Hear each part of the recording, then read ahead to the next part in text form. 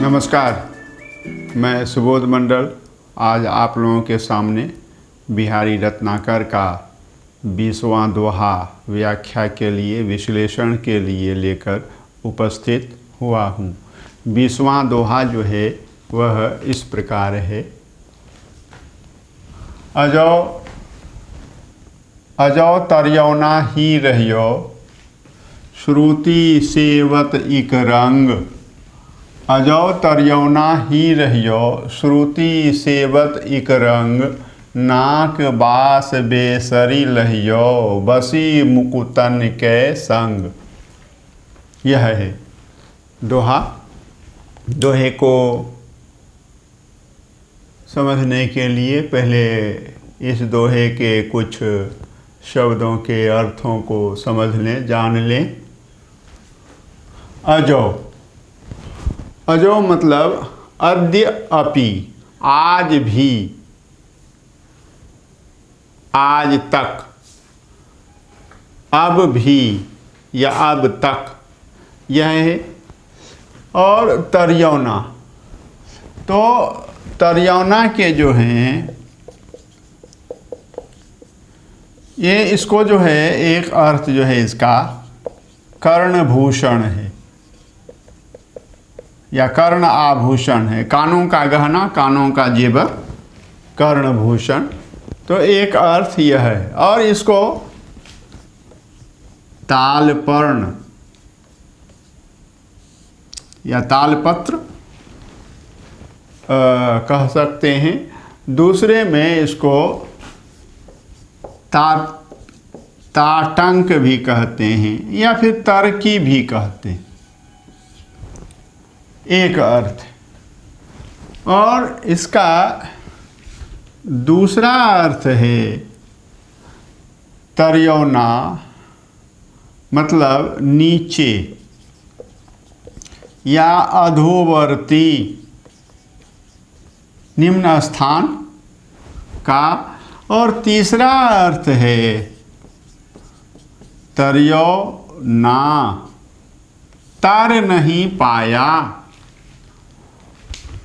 स्वयं का, खुद का उद्धार नहीं कर पाया। यह है तरियौना। और तरियौनाही में भी तरियौनाही, तरियौना वही अर्थ हो जाता है कि तर नहीं पाया, उद्धार नहीं पा सका, अपना उद्धार नहीं कर सका। और रहियो, रहा। श्रुति, श्रुति के दो अर्थ, एक तो कान और दूसरा वेद। सेवत, सेवन करता हुआ। इक रंग, एक भाव से, समान भाव से, सतत, लगातार, निरंतर। इक रंग का यही अर्थ होगा। और नाक, एक अर्थ होगा नासिका और दूसरा अर्थ होगा स्वर्ग। नाक मतलब नासिका, और नासिका अग्र स्थान पर रहती है, उच्च स्थान पर रहती है, यह भी है। और स्वर्ग भी है, वास मतलब निवास।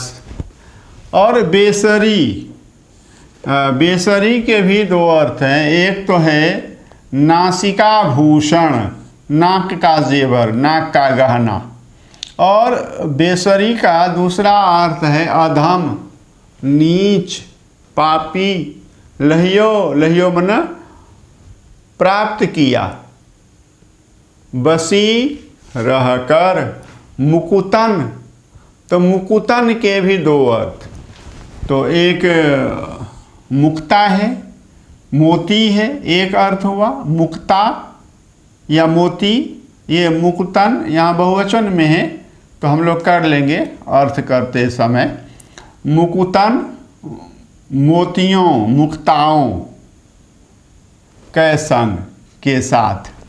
बसी मतलब रहकर। तो दूसरा अर्थ होगा मुकुतन, जो मुक्त हो चुके साधु संत।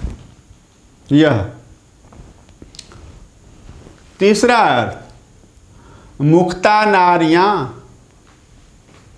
स्वच्छंद नारियां, यह है। और कविवर बिहारी इस दोहे में यह कहना चाहते हैं कि उच्च कार्य करते हुए भी निम्न स्थान पर रहने से ऊंचे लक्ष्य को प्राप्त नहीं किया जा सकता है, और मुख्य स्थान पर रहने से, उच्च स्थान पर रहने से ऊंचे लक्ष्य को प्राप्त किया जा सकता है।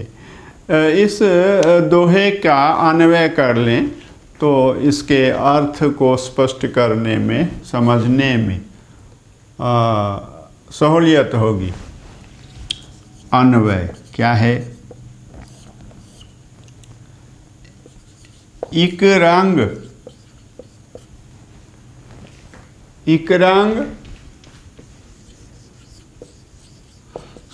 श्रुति सेवत, इक रंग श्रुति सेवत अजो तरयौना ही रहियो। इक रंग श्रुति सेवत अजो तरयौना ही रहियो। और मुकुतन के संग बसी, मुकुतन के संग बसी बेसरी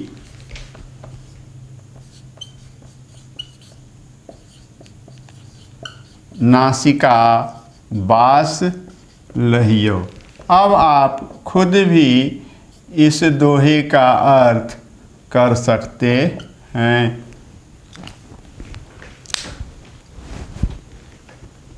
एक समान भाव से लगातार, निरंतर, सतत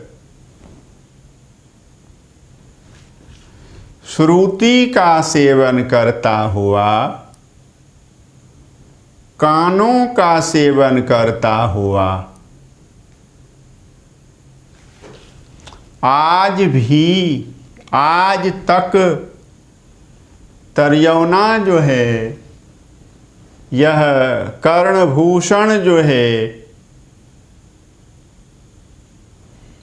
तालपर्ण जो है, तातंक जो है, तरकी जो है, यह कर्णभूषण तरयौना, तरयौना ही रहियो, नीचे ही रहा, निम्न स्थान को ही प्राप्त होता रहा, अधोवर्ती ही रहा, उच्च स्थान को, ऊर्ध्व स्थान को नहीं प्राप्त कर सका। मुकुतन के संग बसी, और मोतियों के साथ रहकर, नाक के जेवर में मोती है, और उन मोतियों के साथ रहकर बेसरी, नासिका भूषण ने, नाक के जेवर ने, नाक के गहने ने, नासिका बास लहियो, उच्च स्थान को प्राप्त किया। एक समान भाव से कानों का सेवन करता हुआ, आज भी कर्णभूषण, तर्की, ताटंक या तालपर्ण नीचे ही रहा, निम्न स्थान को ही प्राप्त होता रहा, उच्च स्थान को, ऊर्ध्व स्थान को नहीं प्राप्त कर सका। और मोतियों के संग रहकर नाक के जेवर ने, नाक के गहने ने नासिका वास प्राप्त किया, उच्च स्थान को प्राप्त किया।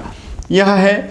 दूसरा अर्थ है कि एक समान भाव से लगातार, निरंतर, सतत रूप से वेदों का सेवन करता हुआ आज तक वह जो है अपना उद्धार नहीं कर सका।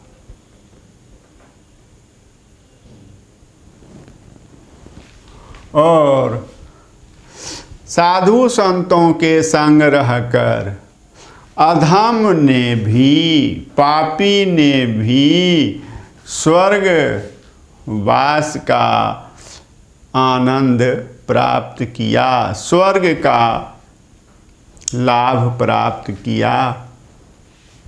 तो यह है, ध्यान में रखना है। यही दो अर्थ बिहारी इसमें कह रहे हैं और हमने आज इस 20वें दोहे के अर्थ को अच्छी तरह से समझा है। बहुत बहुत धन्यवाद।